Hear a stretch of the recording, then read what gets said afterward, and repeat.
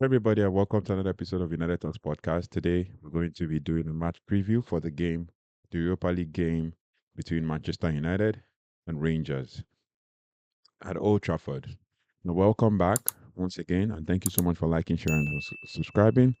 We as a community, we started to grow together, and let's continue to build. And do not hesitate to like, share, and subscribe if you haven't already, because most of you who have watched this video have not subscribed already. But please do like, share, and subscribe, and let's grow together. So, over to the review.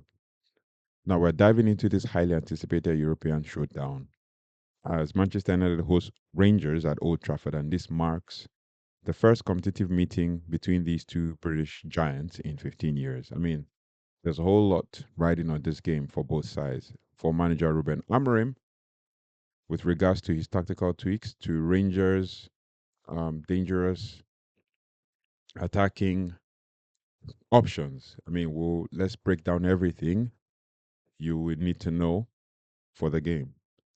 Let's get right in.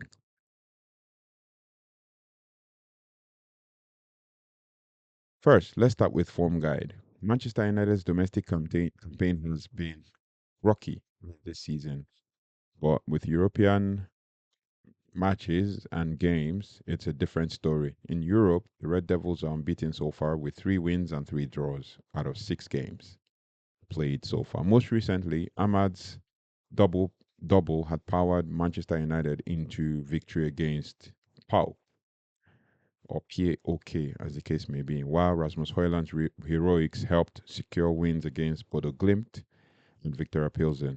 Now, we're currently sitting 7th in the league phase, and we are well positioned to qualify for the round of 16. But on the other side, Rangers have had a mixed domestic campaign as well. They are trailing 13 points behind Celtic in the Scottish Premiership, right? But in Europe, they've seen formidable highlights, including a 1-1 draw with Tottenham and a commanding 4-1 victory over Nice. With just 1 point less than us in Europe in the league phase, Rangers are proving to be a tough contender. So this feels more like another banana peel for us. But my question to you is, are we going to triumph over Rangers? Now let's talk about team news. Now, for Manchester United, Ruben Amorim will hope for a positive outcome with Luke Shaw nearing return, and it's reported that is going to return to training by the end of the week. So at the time of recording, he's been working hard, and they're waiting on assessments by end of today for his return. However, Johnny Evans and Mason Mount are still unavailable. Victor Lindelof has started training, and he trained with the group, but he's not yet back because Ruben Amorim is saying that he will give him time and so that he can have him back for a long time, not just for a short time. Marcus Rashford is also training with the squad as of today, based on news making the rounds. He has been pictured and recorded training with the team. All smiles, despite all the rumors and all that, but he will need to, you know, tread carefully when he does return, as he's just one yellow card away from suspension. Now, for Rangers, injuries are a concern with Dujon Sterling, John Scouter, and Oscar Cortes, as well as Tom Lawrence, all unavailable. If you remember Tom Lawrence, he's Manchester United's academy graduate. Now, with Mohamed Diamonde suspended after accumulating 3 yellow cards in the league phase, there's also doubt over their goalkeeper, Jack Butland. If you remember Jack Butland, former Manchester United goalkeeper as well, recovering from his internal bleeding, though Nicholas Raskin, their midfield linchpin, is available. So there's a whole lot riding on this game. Yeah, a bunch of top players for Rangers are out, but for how Rangers play, basically, Rangers play have been playing under Philippe Clement, who is basically under pressure because of his 13 point gap between Rangers in second and Celtic in first. They play or favor a high energy 4-2-3-1 formation, and they are compact in defense, but quick to transition into attack. Key to their play is James Tavernier, but I think James Tavernier is probably injured, but let's see how that goes. So at the time of recording, I haven't heard anything, but the key to their play is James Tavernier, whose overlapping runs and set piece delivery creates numerous chances. If you watched the preseason game, that Manchester United preseason game against Rangers, I think we played that game in the US, if I remember correctly. James Tavernier was a problem, creating chances, even though they were still not on form as at the time of that game. But another player, basically, that could be a problem for us is the striker up front, Hamza Igamane. Hamza Igamane is a standout player, combining pace and clinical finishing to great effect. Supporting him are Cyril Dezers and Vaclav Kearney, who bring creativity and an eye for goal. Rangers are dangerous on the counter and thrive on exploiting spaces left by aggressive opponents. For starting lineups for Rangers, based on their last game, we're going to go with Kelly in goal. We're going to go with Nisala, Proper, Yilmaz, and Hefty at the back line. So they play 4-2-3-1. Hefty left back, Nisala, Proper, and Yilmaz. And then we're going to go with Rashkin in mid and Cameron Baron in mid with Rashkin. And then ahead of them is Danilo in the attacking mid. And then Kearney on the right side of the attacking mid. And Hagi or Haji on the left side of the attacking mid. And then we have Hamza Igamane up top as striker, right?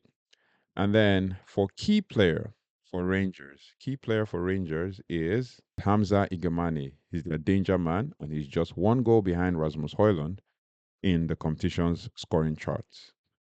And he has been very decisive in big games. Other players of notable repute are Cyril Desers and Vaclav Kearney, and they've been very effective, providing creative and finishing ability. And there's also James Tavernier, obviously, but I think he's probably not going to make it, but he plays at right back. I don't think he's going to make the game, maybe Yilmaz, but if he makes it, he's being a right back. He's scored an astonishing 128 goals for Rangers, with penalties and free kicks being his specialty, and United's defense must be wary of his deliveries from set pieces. Now, for how Manchester United play under Ruben Amorim, it revolves around the dynamic 3-4-3 system. Amorim's philosophy is centered on controlling possession, utilizing wing backs for width, and pressing high to force turnovers. In this setup, players like Bruno Fernandes and Ahmad are crucial for creativity in the final third, while Rasmus Højlund's movement and finishing makes him a focal point in the attack. Defensively, the back three of Lisandro Martinez, Harry Maguire, and Matthias de Ligt provides solidity and allows for quick transitions. However, set piece defending has been a vulnerability and something Rangers will look to exploit. And for players to watch for Manchester United, it is Rasmus Højlund. He's the man to watch. He's Europa League's leading scorer and a consistent threat in the box. Alongside him, Amad Diallo. He has been in sensational form, contributing 6 goals and numerous assists this season. With Bruno Fernandes, also a player to watch, who's going to also help build the team and create chances from the attacking position. And now, what to expect for the game?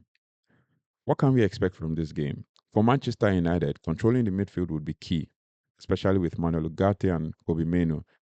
And I think in the last couple of games, it's been a struggle for them to control the midfield, but let's see how that builds up, because they need to dominate the center and disrupt Rangers' transition. Defensively, we must stay compact to neutralize Igamane's run and Tavernier's deliveries if Tavernier is playing ahead of Yilmaz. Rangers, on the other hand, will look to hit us on the break and capitalize on set pieces. Their physicality and quick transitions can trouble us if we are not careful. I mean, That said, with Old Trafford crowd behind us and Amorim's tactical acumen, we are confident of securing 3 points. But we should also be wary because we have not really had good games at home this season. We haven't had good games at home this season. So I don't know what to expect, but I believe that we should be able to win.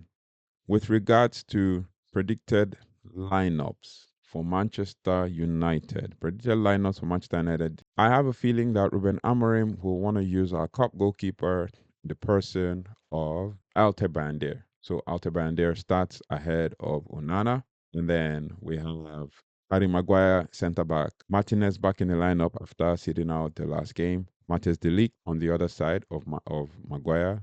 And then in midfield, Kobe Benu, Manuel Ugarte. The right wing back, we still have Nuzi Mazarawi and Diogo Dalot. And then attacking mid, Bruno Fernandes and Ahmad.